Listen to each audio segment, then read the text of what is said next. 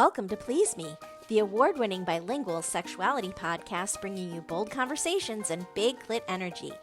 Sí, Please Me tiene subtítulos en español. I'm thrilled to announce that Please Me is the #1 ranked sexuality podcast in the USA and worldwide. And welcome to Season 6. I'm Eve, your host, on a journey from trauma to sexual liberation. Join me and my guests as we dive into conversations around orgasm equality, self-love, body positivity, and essential sex education. Let's reclaim pleasure and close the orgasm gap, one empowering conversation at a time. Last week's two-part episode with attachment expert Bev Middleman explored how your attachment styles shapes relationships, sexuality, and even workplace dynamics, so be sure to listen to part 1 and 2 if you missed it. This week, urologist Dr. Stephanie Zwonitzer joins me for a two-part deep dive into common sexual health conditions affecting both men and women and how to get real help. Huge thanks to everyone who's rated, reviewed, and shared Please Me. Because of you, we're now the #1 sexuality podcast in the US and worldwide. Your support amplifies vital conversations about pleasure, healing, and sexual empowerment. Keep the momentum going, leave a review, share your favorite episode, and help us reach even more listeners. This week, I'm shouting out 5 amazing countries where Please Me hit #1: Tanzania, Peru, Chile, El Salvador, and Hong Kong. Thank you for tuning in and turning up the volume on pleasure. I'm also raising funds for survivors of the devastating magnitude 6.9 earthquake in the Philippines. My editor, who is based there, and her community were deeply affected. She recommended a trusted organization that provides long-term aid to those impacted. Please check the show notes for the donation link. Any support you can give is truly appreciated. Want to ask me a question for the Please Me podcast? Join the conversation on Patreon or subscribe to my Substack newsletter. Both communities give you access to exclusive content, updates, and the chance to have your questions featured on the show. Please Me is for mature audiences, so sit back, relax, and surrender to the pleasure of Please Me. Your penis is a use it or lose it. You need to exercise it. Just like you go to the gym for your muscles, your penis needs exercise too. So whether you climax or not, if that is a personal thing for you, it's not an issue, but I still want you getting an erection at least once a week, preferably multiple times a week, because we need that stretch of the elastic tissue. We need the stretch of the blood vessels, the outer skin. All of that needs to be exercised to maintain length and girth. ASN Lifestyle Magazine is your go-to source for sex-positive, sophisticated content covering everything from the swinger lifestyle and adult entertainment to intimacy, wellness, and more. You can read every digital issue for free, and subscribers get access to exclusive content. See the show notes for the link to subscribe and check out their Instagram. I'm excited to share that I now have a monthly column in ASN called Big Clit Energy, a Please Me series. Don't miss it and subscribe today. Hello, and welcome to Season 6 of Please Me, the podcast that aims to destigmatize conversations about sex and sexual health by turning the sheets into our classroom. I'm so excited to welcome Stephanie Zwonitzer to the show, and she is the host of Between the Sheets podcast. And you just heard my intro. It's so similar. We are like right on the same page. She works in the field of urology, where she helps her patients to improve their quality of life in areas of voiding dysfunctions, pelvic dysfunctions, and sexual medicine. So with that being said, I want to welcome you to Please Me. How are you tonight? I'm well. Thank you so much for having me. I'm excited to be here. I'm so excited to have you here today. And we had such a great conversation the other day on your show. And Yes. so we had to make it happen on my show as well. And so thank you so much for being able to schedule this with me today. I want to talk about the lack of education when it comes to your experience as it relates to male and female sexual health and pleasure. What exactly are we lacking in terms of education, and what do we need to know in terms of sexual health? Yeah, I mean, there's a couple different levels of that, right? So on a provider level, what is our lacking in education is we don't spend a lot of time on sexual health unless you seek out extra certifications and extra conferences and classes and things like that. So you're kind of briefed on it and more from the reproductive standpoint and the procreation standpoint rather than pleasure and feel good and all of that. We really don't even teach people about all of the benefits of the oxytocin release that you can get with the orgasm. So that's already level one where we're not having enough education. And then you get down to, all of us in our daily lives and the lack of education there. I mean, in school, you're taught basic anatomy, but at least back when I was in school, you were segregated boys and girls and you didn't learn each other's stuff and all of that. And so, really, you're learning from porn. You're learning from friends, you're learning from family members. You're not getting good quality education in regards to how to be safe, how to enjoy pleasure, and not just PNV equals baby, because that's what most of us are taught. Yes. And, we were growing up at around the same time, I think. And, what they were teaching us was abstinence and, Mhm. one partner only, saving yourself for marriage, etc. And really, the landscape of marriage has changed so Mhm. significantly in the last 50 years, where, maybe 50 years ago, 70% of the, adult population was married. And now it's way in the 40s. And, Yeah. abstinence is just not an option because people are going to have sex. And so Yes. if that's what we're expecting people to do, we're really missing the point and really missing their sexual health needs if we're, Yeah. if we're missing that information. Absolutely. When I was going through school, part of my public health class was going into a high school and doing a sexual talk. And I was not allowed to talk about STIs. I was not allowed to talk about sex, like having sex. I was only allowed to talk about abstinence. I wasn't even allowed to talk about safe sex. I mean, it was just that we were so limited. And I'm like, well, what are we even supposed to talk about? Because those are all of the things that we need to be teaching teenagers, especially because they don't know yet, but all levels of adults who are sexually active need to know about how to have safe sex. Whether you have one partner or multiple partners, you need to know about lubrications and pleasure and condoms and all the different facets of a good sex life. And all we're doing is teaching basic anatomy and don't touch anybody till you're married. And then if you do, you have to stay with that person forever. So yeah, there's huge lack of knowledge. We're starting to get better, I think, but there's still so much room for growth. I agree. I agree. And the STI conversation is rarely had, right? So let's have it Yeah. right here. Okay. Let's do um, it. I think it's really important, and I like to consider myself the face of safe sex. And Yeah. so I love talking about STI testing and how there really are a lot of um, spots where we're missing information, right? The STI Yeah. testing panels that are given to by our doctors when we go in are Hmm. often lacking essential information. They rarely in the United States do oral testing, Hmm. and they also are lacking a lot of times herpes testing, HPV testing. So can you just tell me what a typical panel Hmm. looks like and what is lacking in that and what we should be asking for in addition to what your typical insurance will cover, Yeah. etc. Yeah, absolutely. Great question. So, if you go in for your annual physical, you're and ask for STI testing. First of all, it's not just given; you have to ask for it. Yes, Or which if is they say, "Would you ridiculous. like it?" It is. Everybody should have it, whether you're monogamous or not. We can pick things up in various places with different activities that we do. So, HIV, syphilis. Let's see. If you do a urine test, gonorrhea and chlamydia. If you do a Pap smear, HPV. And that's about it. Really beyond that, we don't even herpes is not part of the standard testing. And that's for two reasons. Number one, it is so common that to some degree we don't even feel that it's necessary because the vast majority of us have it, whether you end up getting outbreaks or not. Some people are just carriers and never get an outbreak. The other reason is the blood test is not very accurate for HSV1 or 2.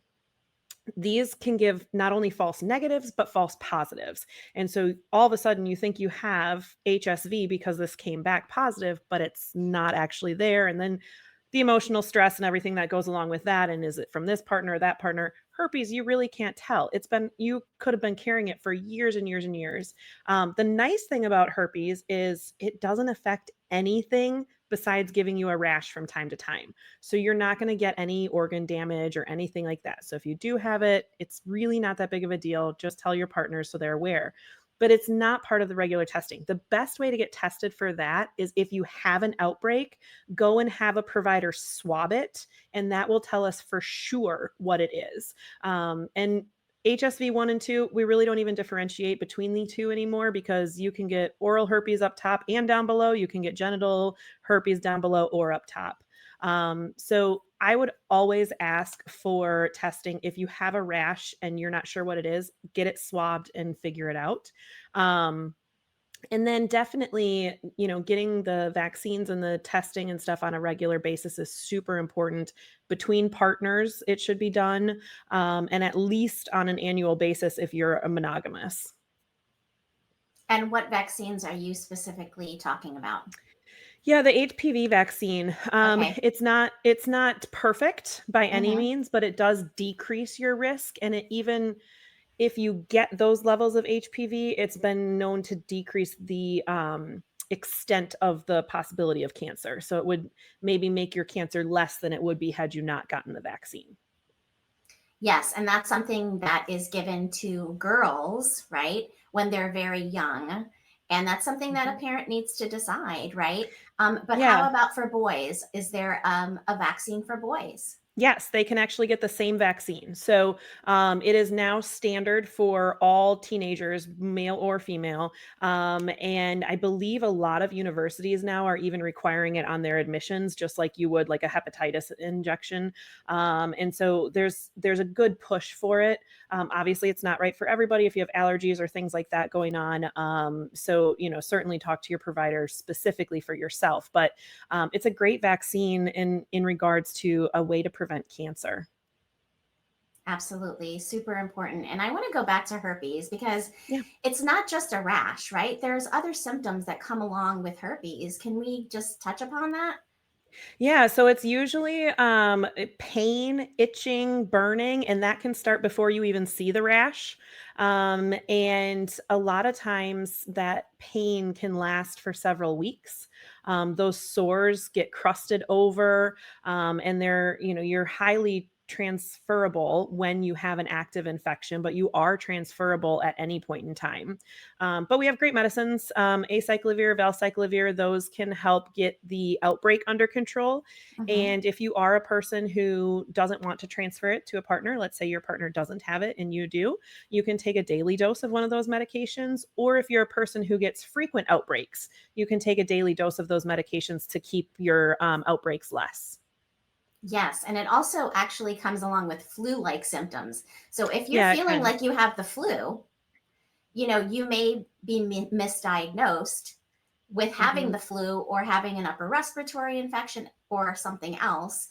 But it does go hand in hand with herpes. So Hmm. if you're having flu like symptoms, and in addition to that, you're having itchiness or painful or tingling or any of those Hmm. things, because it is a neurological Yep. um, condition, right? So it attaches to like the nerve. Do you want to just Mhm. go into that a little bit?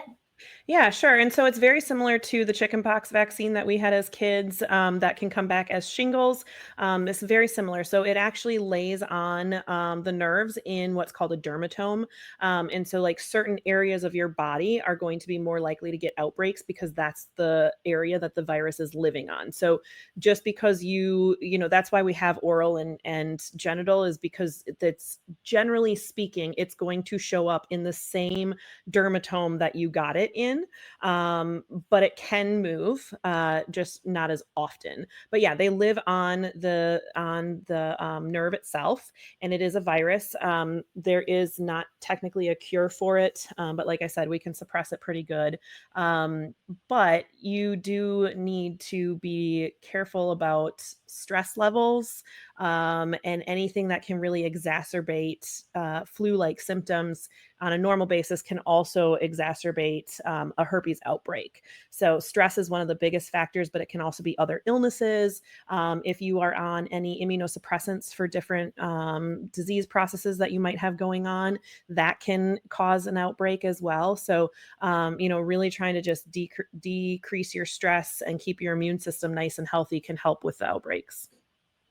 Yes. And knowing that when you go to the doctors, they may not test for that. And if that's something that you want to be tested for, also with HPV, right? Mhm. You can ask specifically to add those to the panel. And then you can also ask for an oral swab. So, do you want to just talk about why someone would want an oral swab? Yeah, I mean, the DNA is in your cells and in your saliva, right? So we can test there a little bit more specifically, and that is actually a more accurate test than the blood test for HSV. So a lot of times, if you've done the blood test and it comes back positive, you want to confirm that because, like I said, there's lots of false positives and negatives. So you could confirm that with an oral swab, or if you do get an outbreak, a swab of the actual sore. But yeah, it's much more specific if you're getting the oral swab. Yeah, and where I was kind of going with that was that STIs can be transmitted through oral sex as well, right? So Mm, yeah. there's such Mhm. thing as oral gonorrhea and other Yeah. transmittable like, infections orally. So getting an oral swab and not just focusing on the genitals is important to have a full picture of your entire body. Yeah. Yeah. And is that something that's common here in the United States? Because I know I had another guest on who was from Australia, Mhm. and he said that in Australia the oral swabs are actually part of their general STI testing. Yeah, no, I mean, you really have to seek it out, and then you have to find someone who is comfortable with it, has the right products to do it, knows the right lab to send it to. It's definitely not part of the normal repertoire. I mean, we don't in my urology office, we don't even have those. We would send you to probably your primary care or urgent care to get them done. Okay, and I'm just going to reference back another podcast that I did with Shameless Care. That was the name of the company. The person, that's not his name, but but it was the episode on shameless care, and he has a very comprehensive STI home testing that you can get that includes, a doctor's visit to begin with, someone that's looking at your labs that will call you and discuss the lab results, and it does include an oral swab. So if anybody is interested in that, I will include the link for shameless care in the show notes because I think it's really important that we really have an understanding of our overall health. And if we're Mhm. only getting partially tested, we may still be carrying an STI that we can be spreading from one Yeah. person to the next if you're having multiple partners, right? So, Yeah. super, super important. Yeah, I love that, and how nice is that that you can do that in the comfort of your own home too, and, unfortunately, there is such a stigma still with STIs, and there really shouldn't be. I mean, we all get to have sex, and if you have sex enough, you're probably gonna get one at some point in your life. And most of them are gonna be, your gonorrhea and chlamydia, we're gonna treat it with a quick antibiotic, and, you're done. Does that mean I don't want you practicing safely? No, it just means don't be embarrassed to come talk to us Right. because we see it all the time. You are not Hmm. alone in that. Still practice safe sex, still do all the things that you're supposed to do. But when you have those symptoms, come get checked out because it's no big deal to us. We see it all the time. Absolutely. That's so true. And I'm just curious, because for me, like urology means it's something that a man goes to see. What is the percentage of, male clients to female clients? Yeah, so my personal practice is about 50-50, Okay. depending on what you specialize in urology. Obviously, if you specialize in the prostate, things like that, you're going to only see men. Women don't Men, have a right, of prostate. course. But I see both men and women because of the sexual health side of things. So I see men for erectile dysfunction, low testosterone, and then I will see them for prostate stuff and whatever because I do, see them for other things. But my women, I will see them for bladder or uterine prolapse, whether if they're using pessaries or if one of my surgeons does surgery and then I follow up with them afterwards. We'll do pain with sex, incontinence, recurrent UTIs, which a lot of women will end up working through postmenopausal and things like that. So I personally see both sides Both in sides. about 50-50, but depending on where you specialize, that kind of negotiates what percentage you're seeing. Okay, that's great to know Mhm. because for me, in my experience, I've only ever gone to a urologist with my ex-husband. Like I never really thought to go to a Yeah. urologist for my issues, right? But women can also see Yeah. urologists. So, point taken out there, ladies, if you ever have any sexual health conditions, you can go see Dr. Stephanie or someone like her, right? So, Yeah, let's talk absolutely. let's talk a little bit about low testosterone and how is it diagnosed and Mhm. treated, and is there a correlation with erectile dysfunction? Yeah, so great question. I love treating testosterone. It's life-changing for guys. Hmm. So first of all, symptoms of low testosterone: hair loss, weight, fat gain, decreased muscle, decreased bone mass, brain fog. You can have decreased libido, energy, and stamina. It can affect your erections. Now, erections are multifactorial, so testosterone is one of the factors that contributes. So it can help, and it can hinder, but it's not going to be the end all be all for the erection. So if you have low testosterone, to be clinically diagnosed, you have to have less than 300. So 300 to 1,000 is considered normal for total testosterone. Insurance companies will cover you for your treatment if you're less than 300 on two different testosterone readings. That being said, most of us know our guys and what levels they like to live at, and living optimally is not necessarily the same as living medically diagnosed, right? So if my guys, if I have a 29-year-old that's in the upper 300s or low 400s, he is not living optimally. He should still get testosterone replacement, but he unfortunately is going to pay out of pocket because insurance isn't going to cover him. He didn't hit that number. My older guys in their 70s, they still need it for their energy, their stamina, their libido, all of those things, but I might keep them closer to 5 or 600. So we kind of vary throughout the life, and we monitor other things. So one of the biggest things that you want when you are getting diagnosed is make sure you're with someone who knows what the heck they're doing, because not everybody does. And you want to be tested for all of your sex hormones, your prolactin level, as well as your testosterone levels, because we need to make sure that it's just the testicles not producing enough testosterone and not something else going on inside of you telling the testicles not to produce it. Okay. So we want to make sure we're treating the right thing. And so that we can get you on replacement therapy. There's several different kinds. I can go into that if you want to, but baseline is you want to get replaced so that you have better energy, better libido, better stamina, better overall health. The really only downsides to testosterone replacement therapy is it can make you sterile. So if you're real young yet and having low testosterone, we really want to talk through that and see what's going on. And then it can make your testicles shrink a little bit because they're no longer working to produce the testosterone. They're not going to shrink up like marbles. They're just going to get a little bit smaller, and then they're going to stay that way. And then there's mixed research about its effect on prostate cancer. It will never cause a prostate cancer.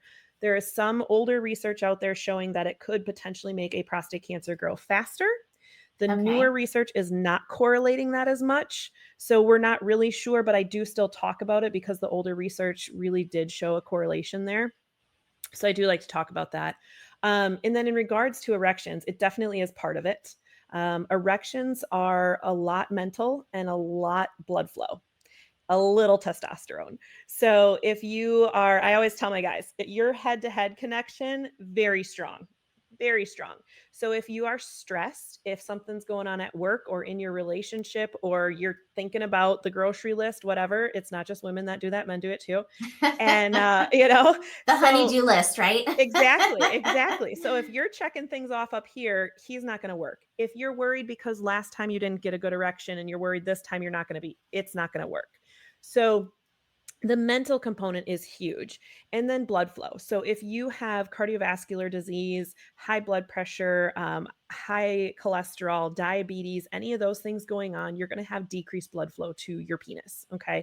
There's two good arteries that go into the penis. If there's any damage to those, you're going to have a difficult time getting an erection, or maintaining it. We might have some backflow.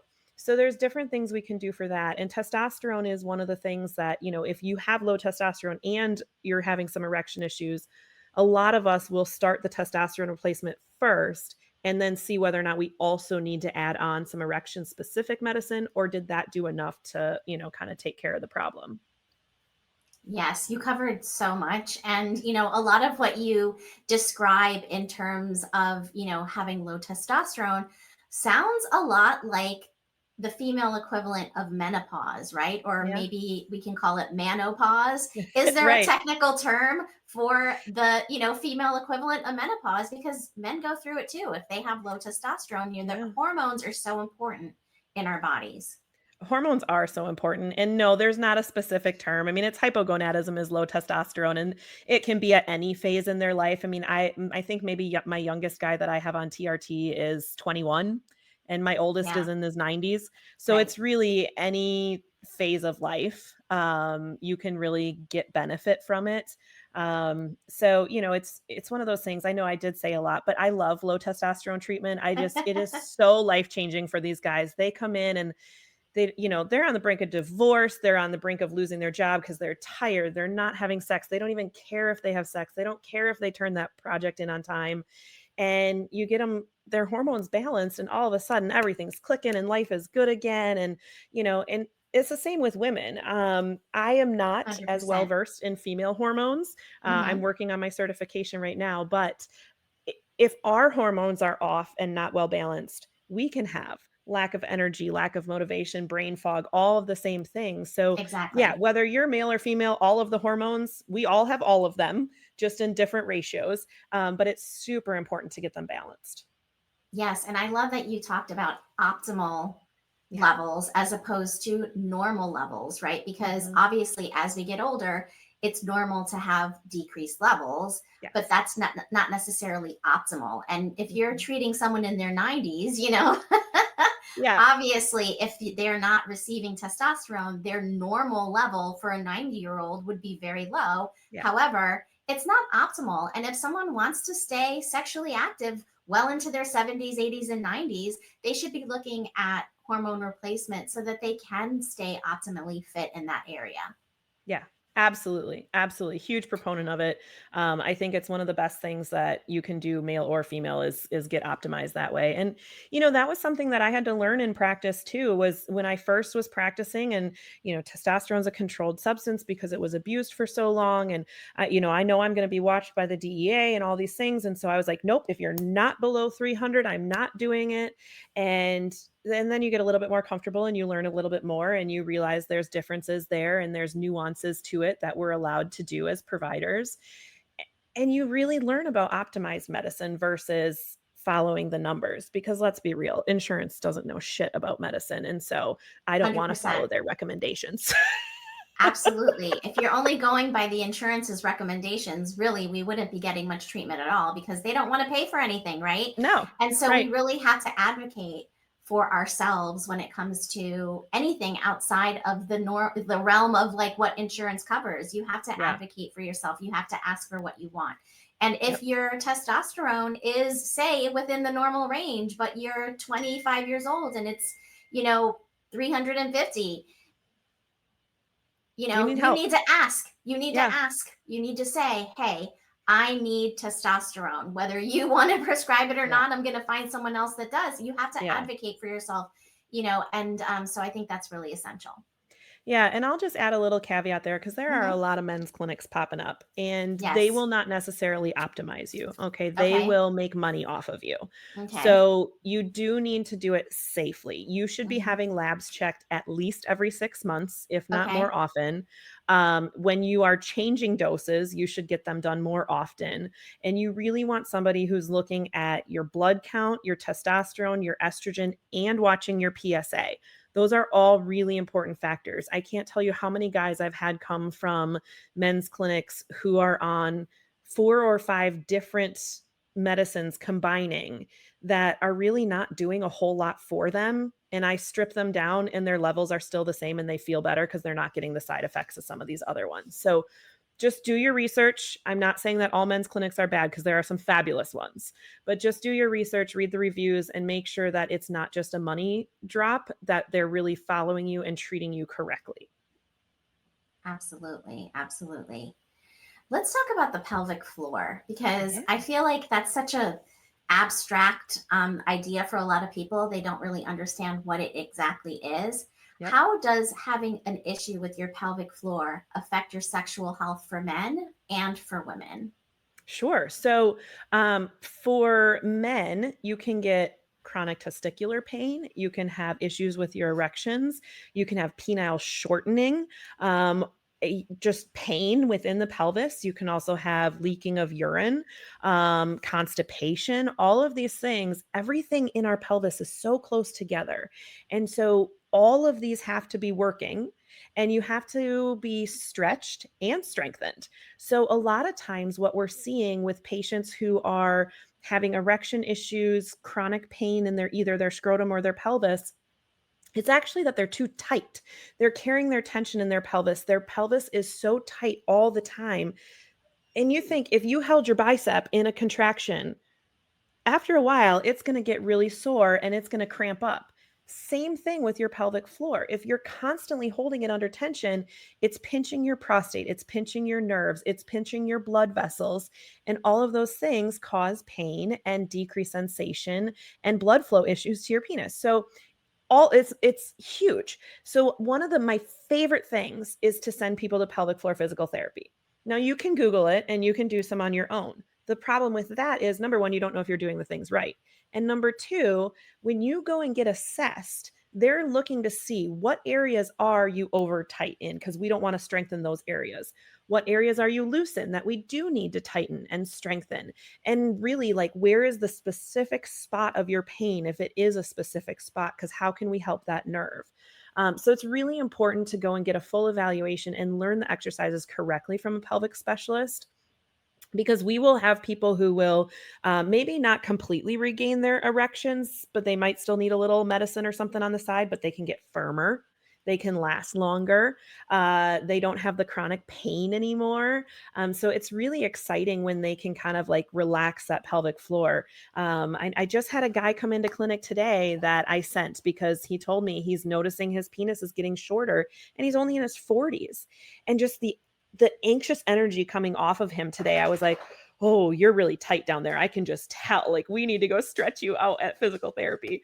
So it really does make a big difference on these guys. So for women, same types of things. We can have pain either all the time or with sex. You can have leaking of urine. You can have prolapse, which is where either your bladder or your rectum fall into the vaginal cavity, or your uterus falls down into the into the vaginal cavity.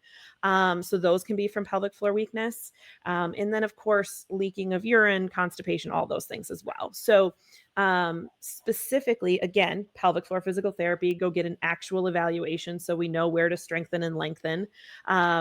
But it can help with especially pain with sex is one of the ones that I love sending people for. And another tool that you can use is actually vibrators. So the research has shown that vibration can decrease pelvic pain, and there's different vibrators out there now that are considered sexual wellness tools, not just toys, that are you put on the spot of pelvic pain, and over time of using this it actually decreases that pain because it helps the nerve let go, or the muscle that's too tight let go, just like you'd get a knot worked out in your back.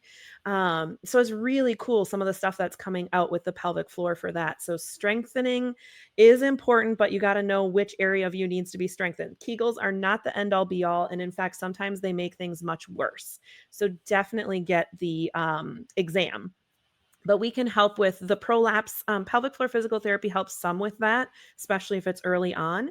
But then we also have some surgeries we can offer for that. And then there's also pessaries, which are like plastic discs essentially that I can put up into the vagina to kind of push everything back where it's supposed to be.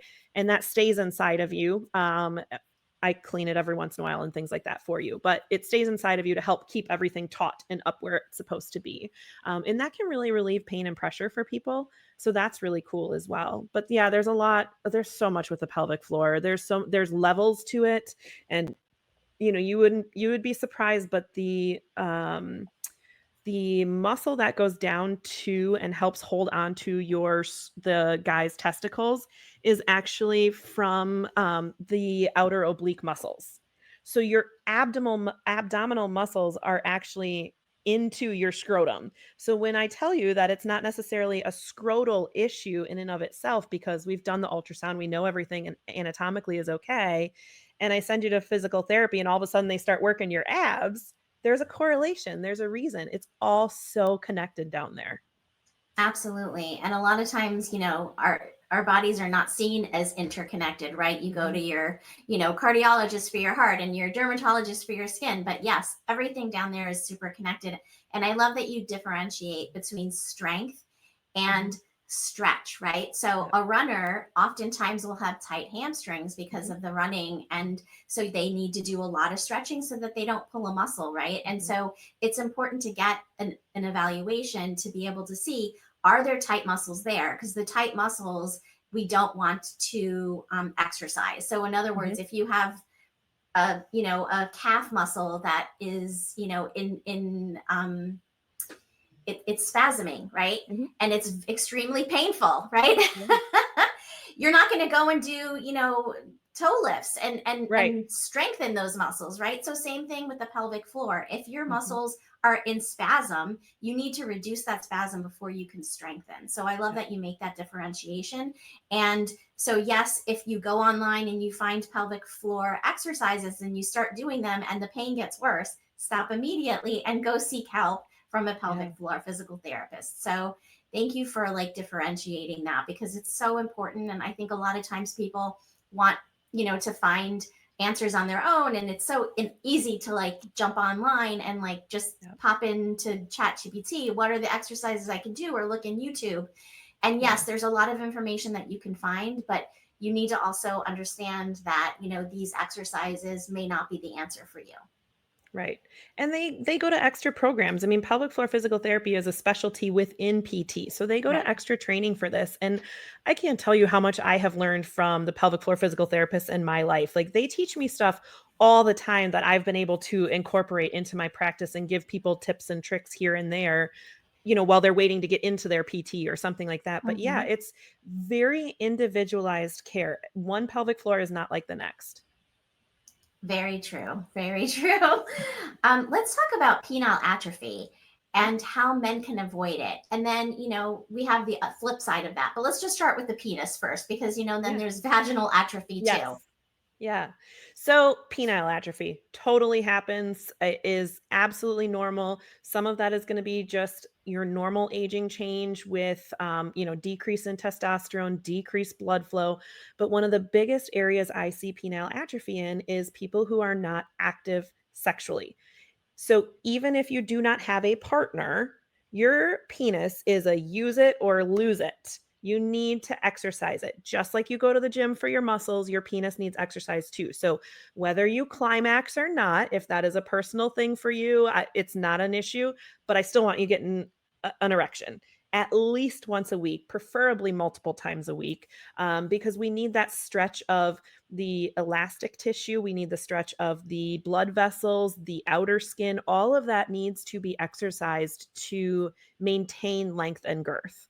An area that we also see this in a lot is prostate cancer treatment patients, whether it is that you had your prostate removed in a prostatectomy, or if you had hormone and radiation therapy for your prostate cancer, you're getting your testosterone taken away, you're getting decreased blood flow for a while, the radiation is doing its damage down there. So a tool that guys can use is a penis pump. So even if you are not, your libido's crashed because you have no testosterone right now while you're on treatment, or you don't have a partner right now, whatever it is, maybe you have cardiovascular issues and you can't take erection medicines, whatever. The penis pump is really great. It's just like the Austin Powers movie, but you put it on over a flaccid penis, and you want to make sure that it's a really good seal up against your pelvis and that you don't get your testicles in it, because that really hurts when you pull your testicles in. Really good seal, put that on there. They have both mechanical ones that you pump, and they have electric ones that you just turn it on and it pumps for you.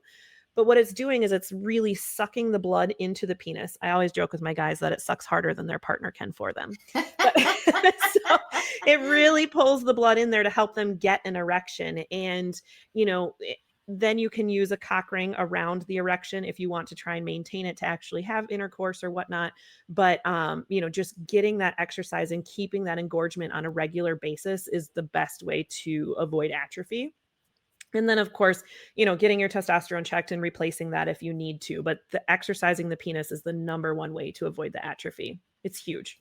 Absolutely. And same Mhm. goes for women. If you don't Yes. use the muscles, right? Because the vaginal Yep. walls and the pelvic floor, it's all muscles, right? So Yep. if you're not exercising those muscles on a regular basis, you're not going to, continue to have the same tensile strength in your muscles, Yep. and you're not going to continue to have the strength in order to have a healthy sex life. So important Yep. to exercise. And I love the recommendation of the penis pump. I just had Mhm. Sam Itzaki on the show last week, and we talked about a specific penis pump that he recommends that has 4 different sizes. And I think that a lot of times what happens is when people try a penis pump for the first time, if it's not the right size, right, the testicles Mhm. can get sucked in and can be very painful. Yep. And the first experience is the experience that you're going to remember forever, right? And so you want the Yeah. first experience to Yeah, be a and good I will have experience. my guys Yeah, I will have my guys bring it in. We'll work on it in the office. I have no Hmm. problem with that if they want me to Right. help them with that. And a lot of them, even if the cylinder itself doesn't come in different sizes, a lot of times they'll come with different rings for the opening of Hmm. the cylinder, to help prevent the testicles getting sucked in. But yeah, it's really important. If the first one doesn't work, try another one. Probably don't return it. I don't think they really allow that for penis pumps, but you know. And there's medical grade ones, there's cheap ones. I always, I'm like, go on adamandeve.com and read some of the reviews, because first of all, they're hysterical. And second of all, you can find one in your price point that maybe you'll like, or, any of these other stores and online places. You can at least read about them, and then kind of determine which direction you want to go, with your purchase. Yeah, absolutely. And I really love the idea of having the different sizes, because Hmm. when you do the rings, the ring itself can cause a decrease in blood flow. And what we're trying to do is increase that blood flow, right? Hmm. So the different sizes can, help you to be able to grow with it, right? Too. Hmm. And so it can also help you to not get that penile atrophy if you're Hmm. constantly using it on a regular basis. And when my patients come to see me for erectile dysfunction, that's the homework that I give them. Use the penis pump every day. Yeah. And most men don't want their penis to atrophy. So if they know that Yep. is going to happen over time with age and with lack of sex, right? Because, Yep. in relationships, you may have, sex once or twice a week. That's what about the other 5 days of the week that Right. your penis is not, filling up with blood? You need to practice that over and over. So let's talk about vaginal Yeah. atrophy and what sorts of things that can cause. Yeah, I mean, so vaginal atrophy, we see it exponentially after menopause, right? Hmm. You can see it, if you have delayed puberty in your postpartum phases, different phases of life, different medicines you might be on, things like that. The vast majority of who we're talking about, though, is postmenopausal women. As we decrease our estrogen production and get to zero estrogen, we will see a reduction in the external labias and the internal labias. They just get smaller. Sometimes they get almost non-existent. I've seen women who basically look prepubescent, as they get older, just very no labias. So that's one thing. And nobody told us about that, by the way. Nobody told us that was going to happen to us. So some of my Right. older ladies are like, what is going on down there? My um, vagina just shrunk. right, right. And then it thins all the tissue. So your vaginal wall, your bladder wall, so frequency and urgency are common symptoms, post-menopause, just because of the thinning of the wall, not because all of a sudden you have overactive bladder. The thinning of the vagina leads to dryness, so less lubrication on a daily basis, and when you're trying to be sexually active, less elasticity of that tissue. So when you're trying to take something in a penetrative manner, it's maybe more painful, maybe more difficult. Maybe you can't take the same size you used to take. And then also recurrent UTIs become a big issue because that tissue is not getting as much blood flow. The lubrication isn't there to push the bacteria away, and those tissues are thinner. So you can get more infections. Also, our vaginal pH is thrown off a lot easier as we get older. And that is supposed to also help protect our urethra because they're so close. Some women, their urethra is inside their vagina.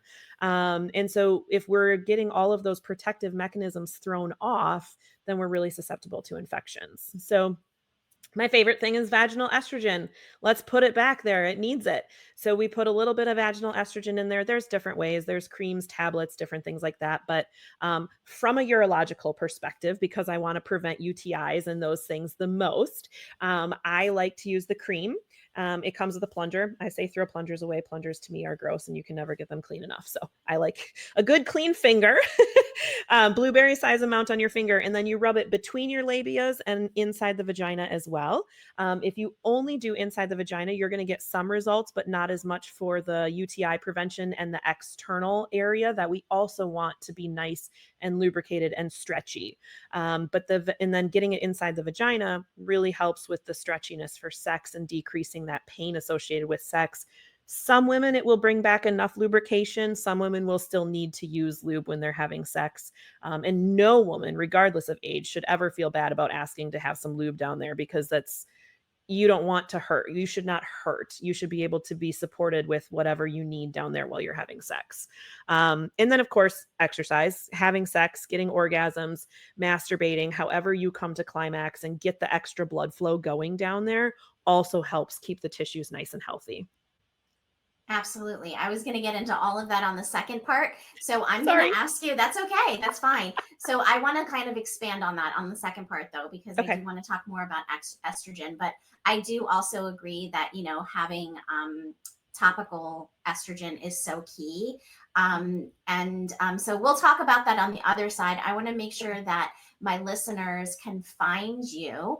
And so tell us where we can find you. Sure. So I have my own podcast, Between the Sheets. So anywhere that you listen to podcasts, and your host, Eve, has been on there. So that's very exciting. You can catch her over there as well. And my website is betweenthesheetswithdrz.com. And then my handle on all the social medias is Between the Sheets with Dr. Z as well. So you can find me TikTok, Instagram, Facebook, all the fun places. Okay, Between the Sheets. Check out our show too. It's a lot of fun. And check out my episode, when it comes out. Yes. Absolutely. So thank you so much for being on the show. And I can't wait to jump into part 2 because we're going to really expand on this information that we sort of started talking about already. So until next time. Bye. I want to personally invite you to join me on Patreon for ad-free listening, bonus episodes, and early releases. Already there is a lot of bonus content on there with many webinars that I've done in the past and a show that I've never released to the public before. My show is completely self-funded, and when you are able to support me in this way, I'm able to spread my message of body positivity, self-love, and women's empowerment, and empowerment in general around sexuality around the globe.